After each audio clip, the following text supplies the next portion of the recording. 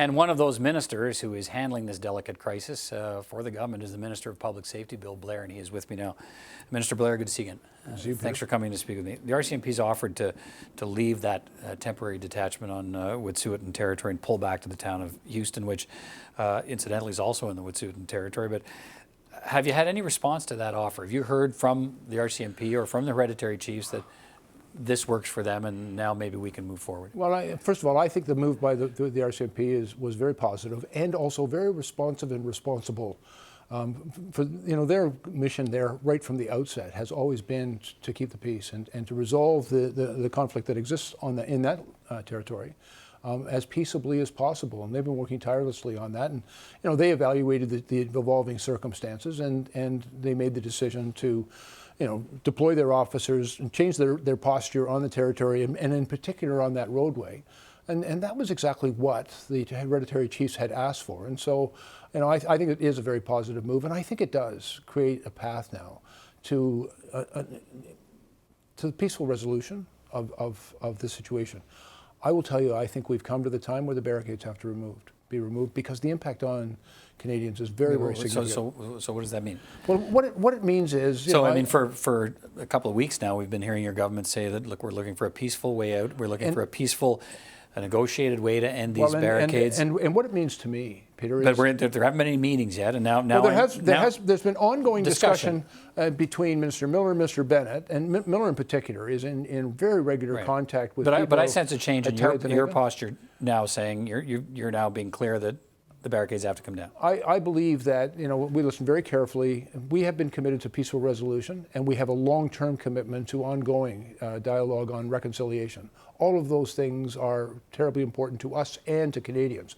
And so we are absolutely committed to that. But the impact that this is having, the rail blockades is having on Canadians right across the country is very significant on families, on people's ability to support their families and earn a living. And so we've been listening very carefully, and in that dialogue, they've been very clear that they wanted to see a change in the posture of the RCMP. The RCMP, in a very responsible way, have made the operational decision to move to a different posture, which maintains their function of keeping that area safe, but also removes a lot of the issue of conflict. And so,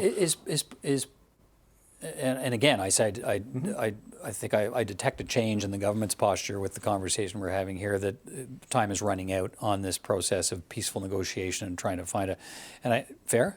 I think everyone in this discussion should be very, very well aware of the urgency of this work. And I will tell you, the police of jurisdiction, in Ontario, that's the Ontario Provincial Police. In Quebec, perhaps the Sûreté de Quebec or other police services. In other provinces, it may be the RCMP working under a provincial agreement. The police in every one of those places want very much, and it is their goal to see if they can resolve these disputes and have these barricades taken down as peaceful a way as possible.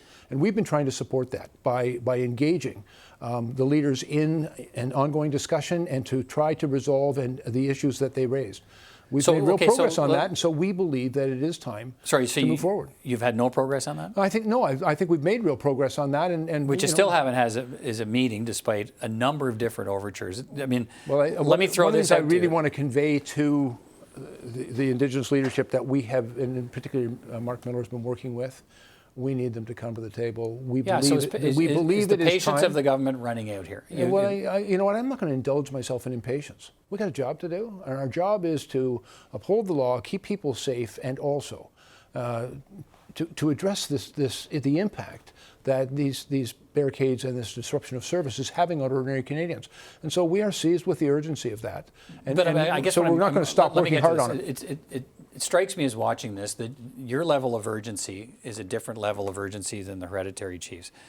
And let me propose this. I mean, I've said they're a 2-hour drive away from Ottawa right now. They're going to be in Tyendinaga, they're going to be in Montreal, and yet they're not talking about it. They're going to see supporters, but they're not talking about a meeting with ministers who've been trying to get meetings with them for days. I'm highly motivated. Is this now pushing the government to say, look, if you won't talk to us about the concerns face to face, what do you want us to do? Is that where we're at here?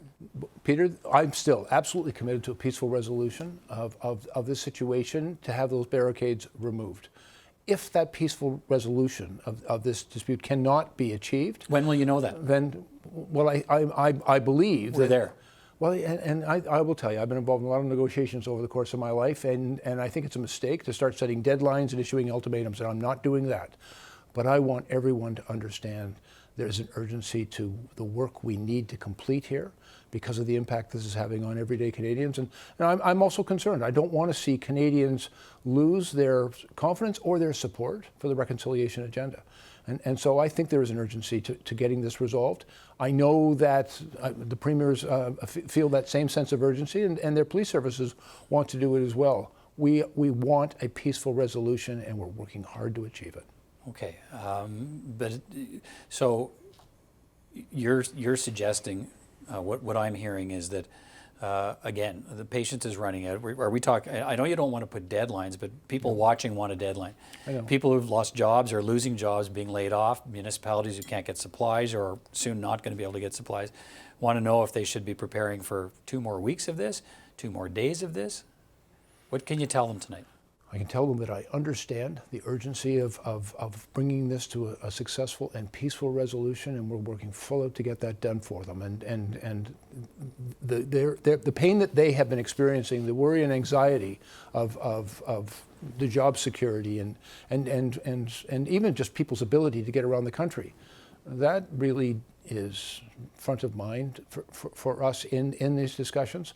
We want a peaceful resolution. We have brought I think a respectful and we've been listening to the concerns that are being raised. We've tried to address those concerns as well, but we also understand that the impact of these blockades is unacceptable and cannot be sustained. I believe, and I've said it several times today, it's time for those barricades to come down, and I would urge the people to come back and let's get this job done. Right. So you've said it's time for the barricades to come down, and part of that conversation changed today with the offer being made by the RCMP in British Columbia on Dusen territory. Yeah, the RCMP, they're also a part of their mandate, part of their responsibility is to keep the peace. They are peace officers first and foremost in this country, and I think they demonstrated that commitment and their professionalism in the decision that the operational decision that the commissioner and the deputy commissioner made to, and they've been evaluating that environment for continuously over the past several weeks. They came to that decision, and I think it does create the circumstances now that allows those discussions to move forward to a successful conclusion, and we want to get on with it. Okay, I'm still curious though. Why have you decided now is the time the blockades? I mean, in part the RCMP move, I guess, in British Columbia, but there's got to be something else. Well, there's got to be a frustration with the fact that. I don't indulge myself in frustration, Peter, because I don't think it's helpful. What we do believe, though, is that the people that we were talking to said very clearly that they wanted to see a change in the posture of the RCMP. So you've made them, not you, but territory. The RCMP, I think, responded to that in a very appropriate and professional way, and that I think they've created the circumstances that can lead to a peaceful resolution of this dispute. And so if people truly are interested in resolving this in a peaceful way, we're ready to come to the table and get the job done. But we are also very much aware of the impact that this is having on Canadians across the country and in almost every community. And that urgency, I think, brings a strong sense of urgency to our work. I'm not setting deadlines. But you seem to have more urgency than the hereditary chiefs have. Well, I think that I'm reflecting the urgency that I have heard from Canadians across the country, and I hope that those who are on those barricades are aware of that as well. And I also hope that they will see the decision, the operational decision made by the RCMP today spoke directly to the concern that they raised on why they went to the barricades in the first place. I think they can see that the RCMP, the Government of Canada, has been very responsive to the concerns that they raised, and I hope that that will encourage them to come back and finish the job of getting this resolved peaceably. We just want to get those services, those trains running again, those services available, protect those jobs, and we also remain committed to continuing the dialogue of reconciliation and addressing the concerns, other concerns that have been raised that those are issues that have existed in this country for generations. They're not going to be resolved today, but we're committed to working with people to get them resolved. Okay, Public Safety Minister Bill Blair. Thanks for very your much, time. Peter. Thank you.